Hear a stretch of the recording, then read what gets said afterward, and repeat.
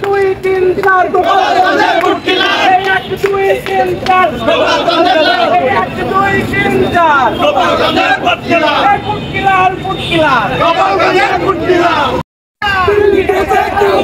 দিল্লি গেছে কাউয়া গোপালগঞ্জ কাউয়া দিল্লি গেছে কাউয়া ইনকিলাব ইনকিলাব এই নাই পায়ের কিছু বলে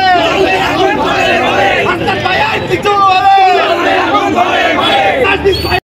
সংগ্রামের ফলে যে গণ অভ্যুত্থান সংগঠিত হয়েছিল সেই গণ অভ্যুত্থানের সম্মুখ সারি নেতৃবৃন্দর উপরে আজকে গোপালগঞ্জে ওই স্বৈরাচারের দোসররা নৃশংসভাবে হামলা চালিয়েছে।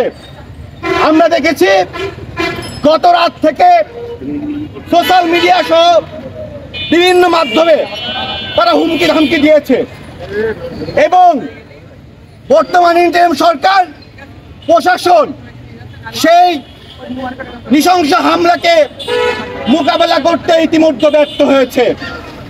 আমরা জানাতে চাই যে ছাত্র জনতার অংশগ্রহণের ফলে একটি গণ অভ্যুত্থান এবং গণ অভ্যুত্থানের পরবর্তী বাংলাদেশ, এই বাংলাদেশে কেউ যদি কোন স্বৈরাচারের দালাল যদি আবারও কোন বিপ্লবীর দিকে চোখ তুলে তাকাতে চায় তবে বাংলার মানুষ ওই চোখ উপড়ে ফেলবে। প্রশাসনের কাছে আমরা কড়া জবাব দিতে চাচ্ছি।